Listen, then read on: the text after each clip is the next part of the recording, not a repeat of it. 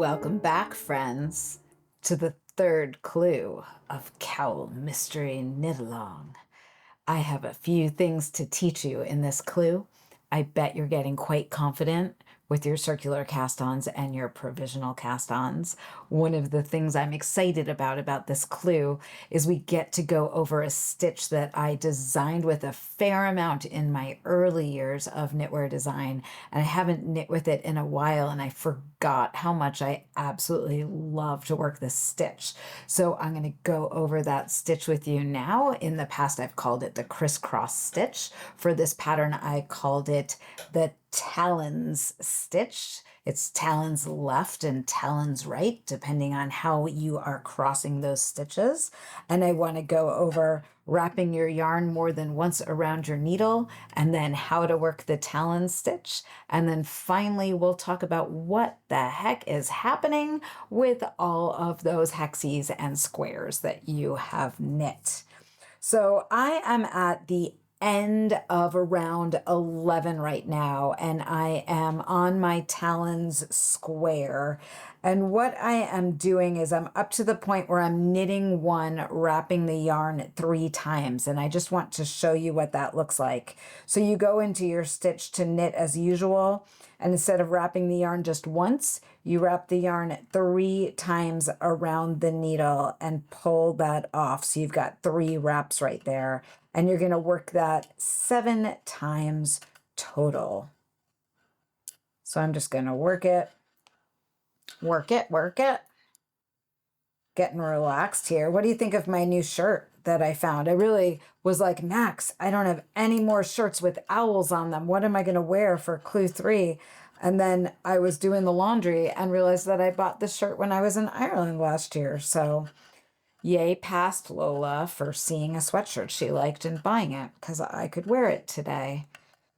Okay, so as I chatted with you, I made it to the end of round 11, and now I am at the beginning of round 12, and I will get to show you how to work the Talons Left. It's easy and fun, and let me just get those other needles out of the way.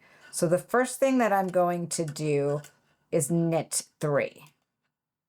And then I am going to slip the next 7 stitches to the right-hand needle, dropping those extra wraps as I slip them.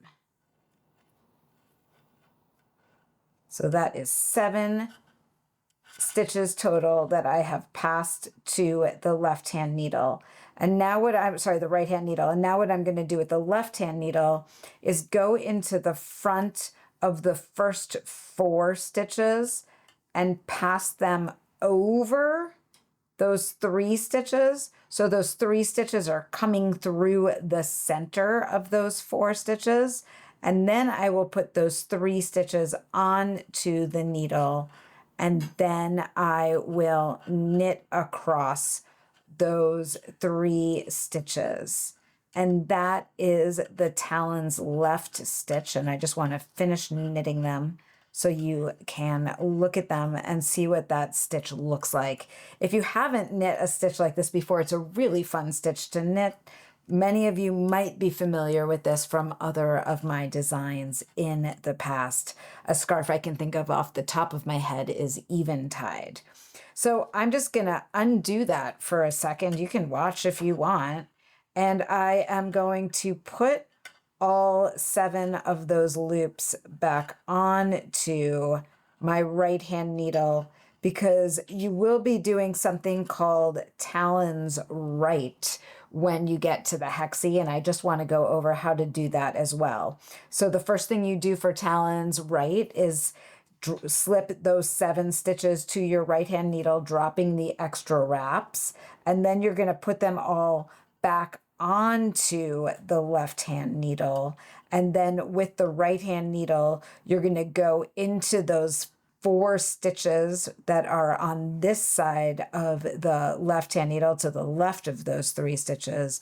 And then you are going to lift them over, not dropping any of those 3 stitches right there. So I've lifted them over, and again, you can see those 3 stitches are coming through the middle of those 4 stitches, and then you'll put those onto the needle and then knit across them. And what that does is end up with a talon stitch where your stitches are going to the right instead of going to the left. I'm actually really glad that happened. You see how the stitch kind of popped back over? We just want to knit into that one next. So I'm kind of manipulating it over so that I can knit it. And then I will knit those last 3 stitches. You are in charge of these stitches on your needles. So do what you need to do to make them behave and submit to you, right? Wow, I just got kind of all falconry for a second there. I don't even know what that was. All right, so that's kind of what you need to know for clue 3 in terms of a new stitch that you haven't worked before. Now that you know how to work the talon stitch, you can go ahead and do that. And then maybe finished clue 3 and then come back here and we'll go over how to combine all of your hexes and squares together.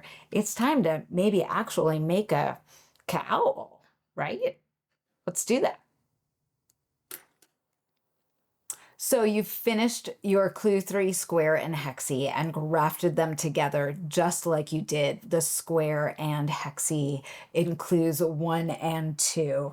And just as a reminder, this is what things are looking like when you have a square and a hexie joined together right here. You've got a long tail. This is the tail that you had from the graft going in between the hexie and the square. And this is your long tail on your square. So I think an important thing to say before we get into this step of grafting all of your squares and hexies together is when my test knitters worked on this clue, they did not have a video. They just had the words in the pattern. So if you read your pattern and you follow those words and do exactly what they say, your cowl will come together. I just want to kind of show you down here under the camera what is happening. So right now we've got your hexie and we've got your square right here.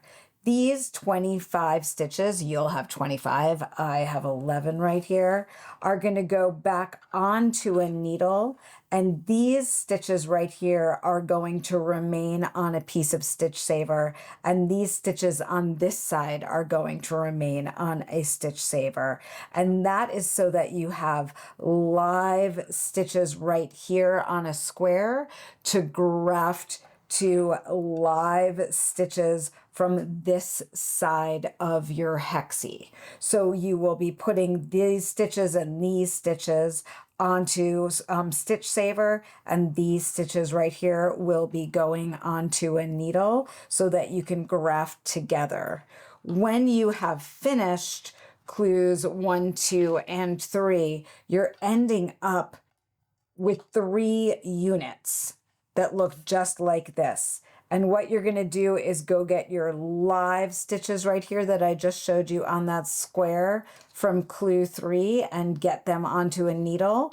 And then you are going to take these 25 stitches right here and make them live. So these stitches will be on stitch saver. These stitches will be on stitch saver. These stitches will be live. You'll then hold them together with their wrong sides together and the square facing you, and your long tail will be hanging right here. And then you're going to work the graft just like you worked the graft in the other 2 clues. And when you finish that, you will have joined clue 3 and clue 3 to 2 together, and your tail will be hanging right here.